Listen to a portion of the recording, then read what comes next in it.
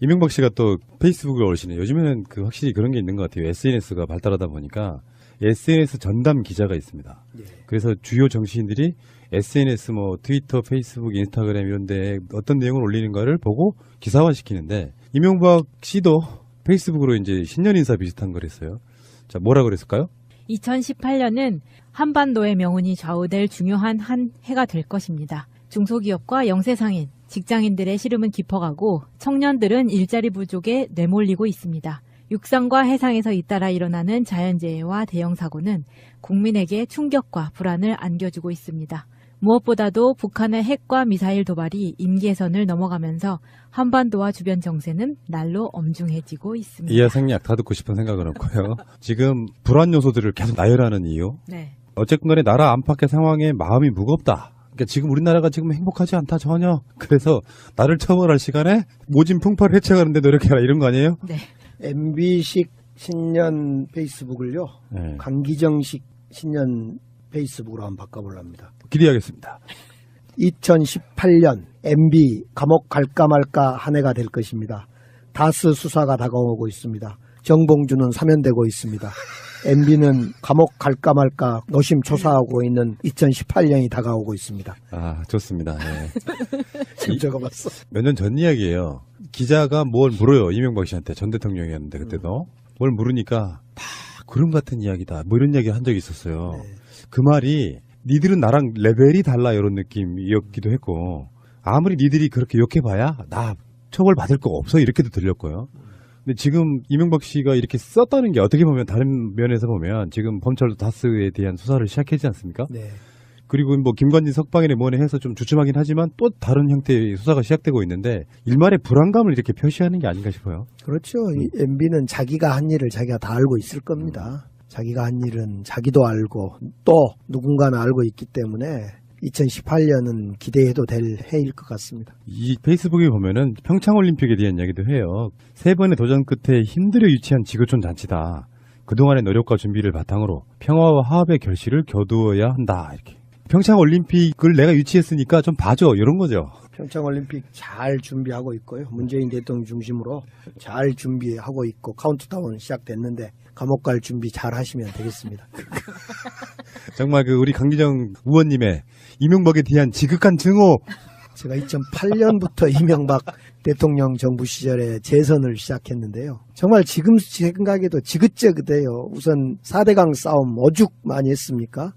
또 대우조선 해양 사장 남상태 사장의 연임 노비를 김윤옥 당시에 여사한테 했다. 이것 가지고 또 제가 재판을 받고 지긋지긋한 또 과정을 거칩니다. 뭐 그것뿐만 아니라 MB정부 내내 오늘 사면 복권된 용산 사건도 사실은 이명박 정부에 벌어진 대표적인 사건이었는데 그때도 제가 행안위 간사해가지고 얼마나 정말 그때 또 많이 싸웠던가 생각하면 MB정부와 저는 거의 뭐 저뿐만 아니라 모든 국민들이 안 맞았겠죠. 네. 사실 이제 이명박의 저격수 뭐 이런 표현이 정치적으로 그렇게 좋은 것 같지는 않은데 네. 그래도 엄혹한 시절에는 상징적으로라도 누구랑 맞서 싸우는 정치인들이 있어야 되는데 이따가 다시 이야기가 나오겠습니다만 그때 당시에 그런 대표적인 인물 중에 하나가 저는 강기정 의원님이라고 봐요. 역사는 돌고 돌아서 입장은 바뀌었고 강기정 의원님은 현역은 아니지만 그래도 뭔가 마음은 편하시잖아요. 현역 같으니까 현역하고 똑같잖아요. 이따가 이야기가 나오겠습니다만 정봉주 의원과 친하신 걸로 알고 있는데 깔때기가 이게 보통이 아니시네. 자, 알겠고요. 이명박 씨 기대하세요. 제가 며칠 전에 달았던 방송 제목은 이명박의 마지막 송년회였으니까요. 좋습니다. 마지막 송년회. 내년부터는 제목이 슬기로운 감방 생활이 될 겁니다. 자, 어제요. 굉장히 어마어마한 뉴스가 나왔는데 사실은 이 뉴스가 지면을 덮지를 못하더라고요. 일단 개요는 뭐냐면은 남재준 박근혜 정부 초대 국정원장의 어떤 비리를 지금 수사하는 중에 나온 이야기인데 박근혜 정권의 국정원이 이명박 아랍에미리트 원전 수출 관련해가지고 조사를 했었다는 거예요. 근데 그게 나오는데 이야기 핵심이 뭐냐면은 우리나라가 아랍에미리트에다가 원전을 수출하는 대가로 여러 가지가 있었거든요. 그중에 대표적인 게 건설비 같은 거 다 대주는 목적이었어요. 사실 아랍에미리트가 석유가 펑펑 나오는 나라인데 원전이 그렇게 필요하지는 않았을 것 같고 이명박이 원전을 아랍에미리트에 수출하면서 거기에 이면 계약으로 뭐가 들어있었냐면 핵 폐기물의 국내 반입을 약속했다는 거예요. 그 이야기를 박근혜 정권의 국정원이 이제 조사를 중이었다 이런 이야기였고 청와대에서는 그게 임종석 실장이 유해히 간 거랑 상관이 없다라고 이야기를 하고 있고요. 어쨌건 간에 지금 자유한국당 쪽의 논리랄까 공격은 문재인 정부의 탈핵 정책 때문이 아니라 지금 이게 연관이 있다고 하면은 이명박의 이명계약, 핵폐기물 이런 게 우리나라에 둘 공간이 없습니다. 그 핵폐기물 우리가 가져오겠다는 거고 그 약속으로 이명계약을 했다는데 문제는 더 핵심이 하나가 더 있죠. 뭐냐면 리베이트예요. 이명박 정권이 아랍에미리트에 얼만큼의 리베이트를 받았냐가 더 중요한 핵심일 수도 있어요. 지금 이제 2010년 아랍에미리트 원전 수출을 당시 이명박 정부가 대통령이 엄청 떠들었거든요. 그러니까 막 공치사하고 수출 그리고 실제로 대통령이 가기도 했었고 당시에 저도 재선 국회의원 시절인데 그렇게 떠들었던 건데 만약 이런 이명 계약이 있었다면 즉 핵폐기물 반입 문제라든가 또 다른 리베이트 이런 것이 있었다면 이것은 정말 국가적으로 수치스러운 일입니다. 우선 핵폐기물을 반입할 수가 없습니다. 지금 우리나라에 있는 지금 핵폐기물 지금 저준이는 경주 방패장으로 다 집어넣고 있고 고준이는 자체 지금 영광원전이면 영광원전 또 뭐 그 울산이면 울산원전 고리면 고리 곳곳에 자기 원전 내부 수조에다 지금 담가서 보관하고 있지 않겠습니까? 그렇기 때문에 이것도 보관한 지금 비율이 80%에 넘어가고 곧 이제 오버되면 이걸 어디로 움직일 건가 이런 고민을 하고 있기 때문에 핵폐기물, 고준위 핵폐기물을 한국으로 반입한다. 이건 있을 수 없는 일입니다. 지금 유럽 나라, 그러니까 독일, 제가 있었던 독일이나 이런 데도 온통 원전을 이제 독일은 다 2022년까지 폐기를 해 가는데요. 완료를 하는데 폐기를.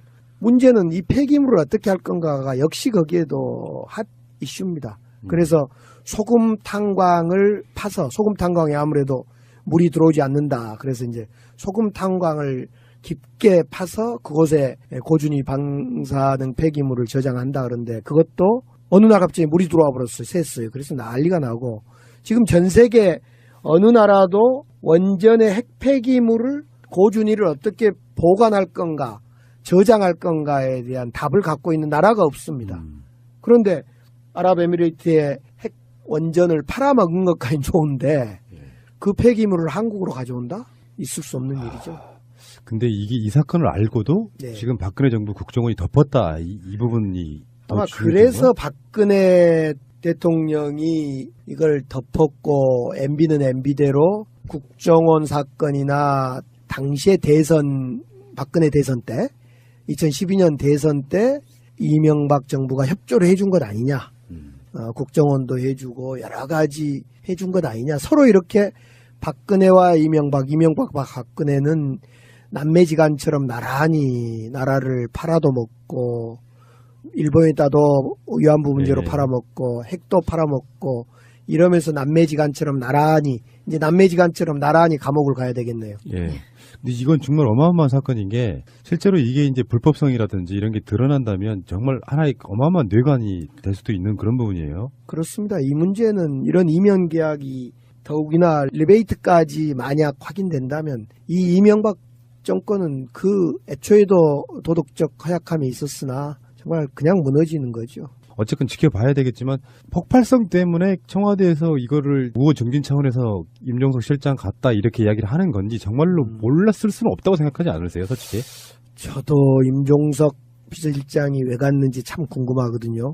조금 전에 이제 모란 마석공원에서 임종석 실장을 잠깐 뵀어요. 거기 왔더라고요. 그래서 제가 공식적으로 그 참배에 왔길래 정말 개인적으로도 궁금하고 또 이제 광주에서 가만히 이렇게 사람들을 만나다 보면 우리 문재인 정부가 뭔가를 숨기나? 이제 우리 쪽에 그 의심이 들어온단 말입니다. 그런 점에서 발언할 시점이 와 있지 않는가 생각은 들어요. 그 폭발성 때문에 잠깐 눌러두고 있는 게 아닌가 싶어요. 네.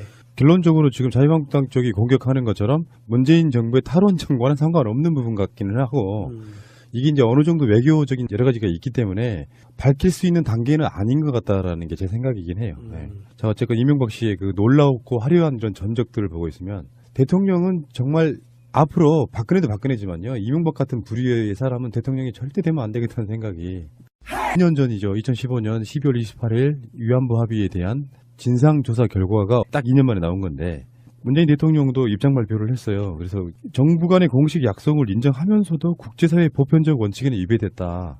아예 없었던 협상이라고 하면, 합의라고 하면 여기에 대해서 어떤 코멘트를 달아야 될 책임져야 될 이유가 없는 건데 말도 안 되는 협상을 해놨기 때문에 그 다음 정부, 어차피 일본 입장에서 보면 한국 정부는 정권이 바뀌었더라도 같은 연장선상에 있는 거잖아요. 일본 정부는 받아들일 수 없다 하고 문재인 대통령도 합의 자체를 불인정하는, 인정하지 않는 그런 뉘앙스였고요. 네. 문제는 이거를 어떻게 처리할 것인가 나오는 이야기들이 많아요. 그러니까 합의는 유지하되 10억에는 돌려준다라든지, 그리고 뭐 합의를 무력화시키는 아예 파기선언을 한다라든지. 의원님은 지금 어느 게 가장 그래도 타당한 수준이라고 보십니까? 이민 합의까지 공개된 마당에 어떻든 10억엔의 우리 위안부 문제, 위안부의 아픔을 바꾼 것 아닙니까? 바꾸면서 그냥 바꾼 것도 아니고 사과도 제대로 변변치 않게 받아가면서 바꿨는데, 그래서 우리 당의 입장은 공식적으로 잘못되었으니 수정해야 된다. 여기까지는 저는요 좀 더 가야 된다고 봅니다. 이 협상의 당시에 당사자였던 윤병세 장관이었던가요? 윤병세 장관은 엄하게 책임을 물어야 된다고 봅니다. 옛날 같으면 목이 달아나야 될 상황입니다. 이 나라를 팔아먹는 이완용에 준하는 일입니다. 이것은. 그래서 이건 교과서에 기록해야 되고 이 윤병세 장관을 중심으로 해서 그 나라를 팔아먹는 매국노들을 처단해야 된다. 이렇게 생각하고요. 이 협상은 현실적으로 이제 외교협상 자체가 불가역성 때문에 다시 재협상하기가 참 어렵긴 한데, 그러나 보십시오. 트럼프 그냥 자동차, 자기 나라 자동차 팔아먹으려고 한미 FTA 재협상하자, 추가 협상하자 그러잖아요.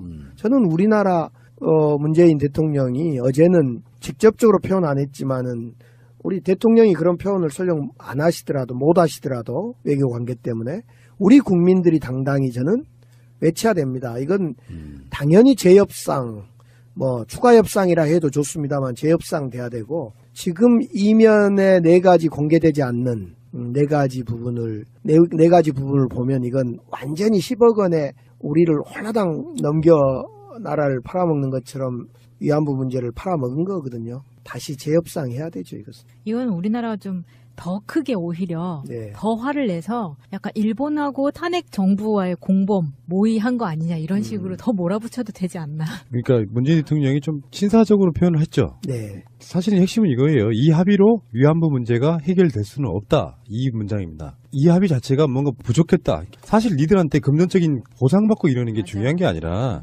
금액도 택도 없이 적었으니까. 근데 금액을 먼저 꺼낼 수는 없는 이야기고 그건 큰 의미는 아니라고 생각하고, 일단 10억엔 돌려주고요. 지금 나온 것처럼 전면 파기할 것이냐, 국제적으로 중재를 해서 뭔가 조금 어떤 합의안을 다시 도출할 것이냐, 아니면은 양국 간에 추가 합의를 더 할 것이냐, 이런 부분인데, 문재인 대통령이 그래서 언급한 내용이 뭐냐면 국제적인 수준에 봤을 때 이거는 국가 간의 합의라고 볼 수 없다 이거거든요. 네. 그러니까 일본도 나라와 나라 간의 한 합의를 이렇게 일방적으로 깨는 게 어딨냐라고 할지 모르겠지만 무슨 조약도 아니고요.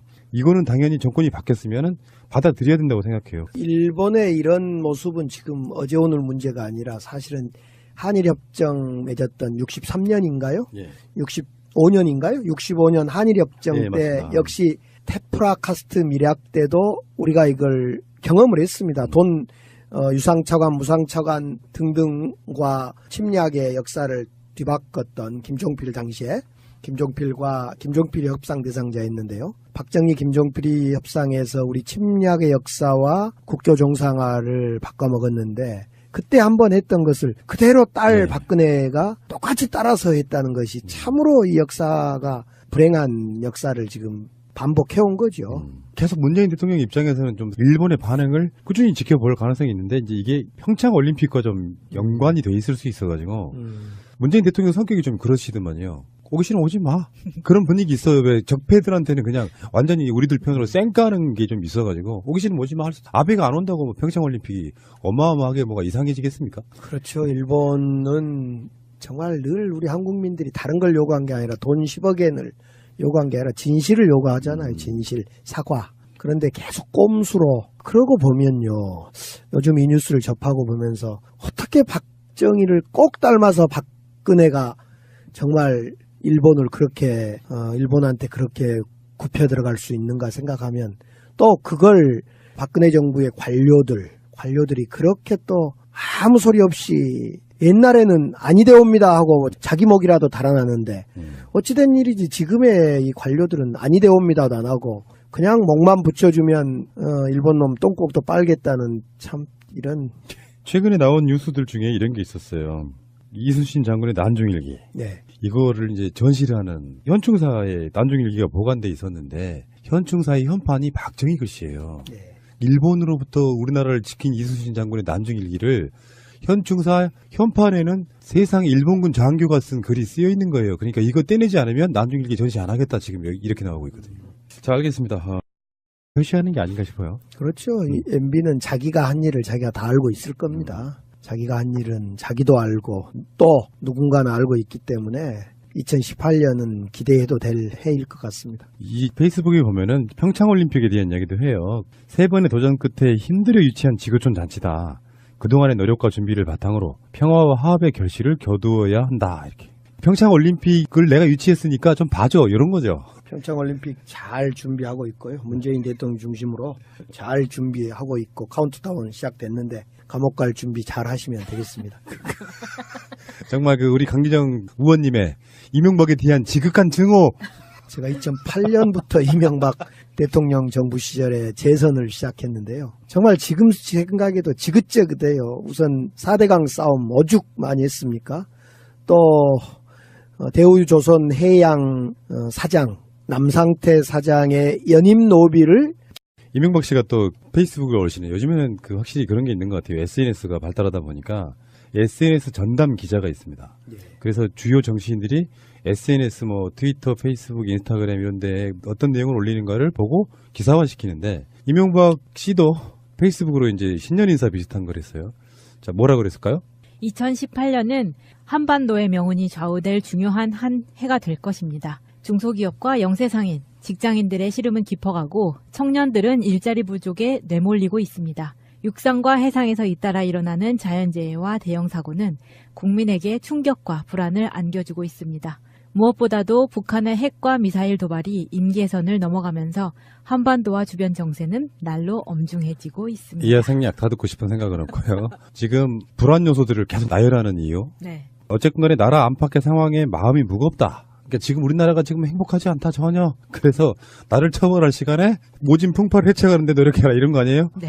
MB식 신년 페이스북을요. 네. 강기정식 신년 페이스북으로 한번 바꿔보랍니다. 기대하겠습니다.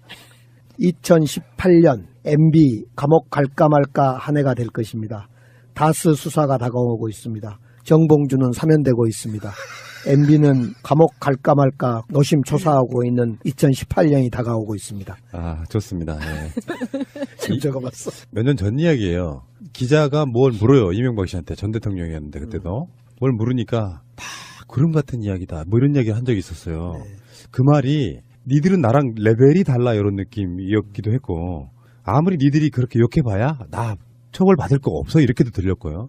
근데 지금 이명박 씨가 이렇게 썼다는 게 어떻게 보면 다른 면에서 보면 지금 검찰도 다스에 대한 수사를 시작했지 않습니까? 네.